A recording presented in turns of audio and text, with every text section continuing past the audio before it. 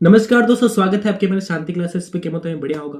आज हम बात करते हैं मारवाड़ शैली के बारे में, या उसे कह दो जोधपुर शैली, एक ही बात है। ठीक है। मारवाड़ शैली में एक राजा हुए थे जिनका नाम है मालदेव। इनको कौन नहीं जानता, इनको तो हर कोई जानता है। मालदेव के समय एक महल था जिसका नाम था चौकेलाऊ महल। ठीक है, सबको याद है अच्छे प्रकार से। चौकेलाऊ महल की दीवारों पर दो प्रमुख चित्र जो है चित्रित हुए हैं। चित्र कह दो या फिर दृश्य कह दो।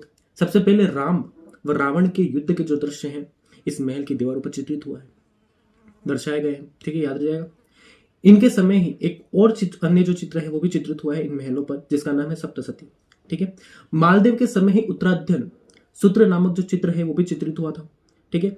ये जो चित्र है वो वर्तमान समय में बड़ौदा म्यूजियम में जो है सुरक्षित है। बड़ौदा जो म्यूजियम है गुजरात में है वो भी वर्तमान में वहां पर सुरक्षित है। यदि हम और अन्य राजा के बारे में बात करें तो उनमें से एक राजा आते हैं मोटा राजा उदयसिंह। ठीक है, इनका जो संबंध रहा है वो जोधपुर शैली से रहा है।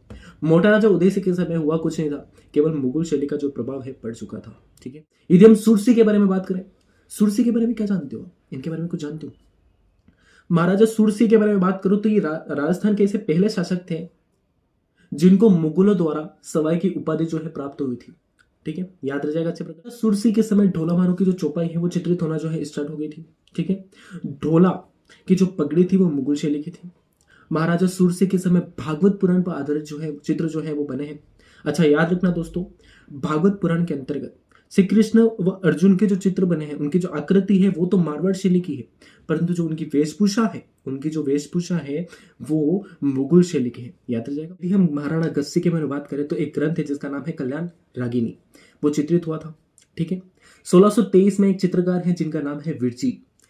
विरजी ने पाली में विठल दास चंपावत के लिए रागमाला का एक सेट जो है वो चित्रित किया था। विरजी ने 1634 में बालोतरा में उपदेशमाला जो ग्रंथ है वो भी चित्रित किया था। ये भी काफी ज्यादा इंपॉर्टेंट माना जाता है दोस्तों। ठीक है, आगे की चर्चा हम बात